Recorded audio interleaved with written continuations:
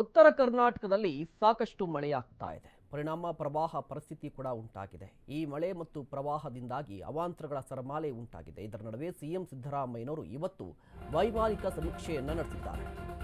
ಉತ್ತರ ಕರ್ನಾಟಕದಲ್ಲಿ ಮಳೆ ಪ್ರವಾಹದಿಂದ ಅವಾಂತರ ಸೃಷ್ಟಿಯಾಗಿದೆ. ಸಿಎಂ ಸಿದ್ದರಾಮಯ್ಯನವರು ಇವತ್ತು ವೈಮಾನಿಕ ಸಮೀಕ್ಷೆಯನ್ನು ನಡೆಸಿದರು. ಕಲಬುರಗಿ ಜಿಲ್ಲೆಯ ಮಳೆ ಹಾನಿ ಪ್ರದೇಶವನ್ನ ವೀಕ್ಷಣೆ ಮಾಡಿದ್ರು. ಈ ಸಂದರ್ಭದಲ್ಲಿ ಎಂಬಿ ಪಾಟೀಲ್ರು, ಕೃಷ್ಣ ಬೈರೇಗೌಡರು, ಪ್ರಿಯಾಂಕ್ ಖರ್ಗೆ ಸಾಥನ್ನ ಕೊಟ್ಟರು. ವಿಜಯಪುರ, ರಾಯಚೂರು, ಯಾದಗಿರಿಯಲ್ಲೂ ಕೂಡ ಸಮೀಕ್ಷೆಯನ್ನು ನಡೆಸಿದ್ದಾರೆ. ಕಲ್ಯಾಣ ಕರ್ನಾಟಕ ಭಾಗದಲ್ಲಿ ಸಮೀಕ್ಷೆಯನ್ನು ಮಾಡಿದರು. ಅದಾದ ಬಳಿಕ ಅದಕ್ಕೂ ಮುನ್ನ ಅಧಿಕಾರಿಗಳಿಂದ ಮಾಹಿತಿಯನ್ನ ಕಲೆ ಹಾಕಿದ್ರು. ಕಲಬುರಗಿಯಲ್ಲಿ ಅಧಿಕಾರಿಗಳಿಂದ ಮಾಹಿತಿಯನ್ನ ಪಡೆದರು. ಉತ್ತರ ಕರ್ನಾಟಕ, ಕಲ್ಯಾಣ ಕರ್ನಾಟಕ ಈ ಭಾಗದಲ್ಲಿ ಸಾಕಷ್ಟು ಮಳೆಯಾಗ್ತಾ ಇದೆ. ಮಳೆಯಿಂದಾಗಿ ಪ್ರವಾಹ ಉಂಟಾಗಿ ಜನರ ಬದುಕು ಮೂರಾಬಟ್ಟೆಯಾಗಿದೆ. ಜನರ ಪರಿಸ್ಥಿತಿ ಅತಂತ್ರಗೊಂಡಿದೆ. ಇದರ ನಡುವೆ ಸಿಎಂ ಸಿದ್ದರಾಮಯ್ಯನವರು ಇವತ್ತು ವೈಮಾನಿಕ ಸಮೀಕ್ಷೆಯನ್ನು ನಡೆಸಿದರು. ದೃಶ್ಯಾವಳಿಯಲ್ಲಿ ಗಮನಿಸ್ತಾ ಇದ್ದೀರಾ, ವೈಮಾನಿಕ ಸಮೀಕ್ಷೆ ಇದು ಸಿಎಂ ಸಿದ್ದರಾಮಯ್ಯನವರು ನಡೆಸಿದ್ದು. ಈ ಸಂದರ್ಭದಲ್ಲಿ ಎಂಬಿ ಪಾಟೀಲ್ರಿದ್ದರು, ಕೃಷ್ಣ ಬೈರೇಗೌಡರಿದ್ದರು, ಅದೇ ರೀತಿಯಾಗಿ ಸಚಿವರಾಗಿರುವಂಥ ಪ್ರಿಯಾಂಕ್ ಖರ್ಗೆ ಕೂಡ ಇದ್ದರು.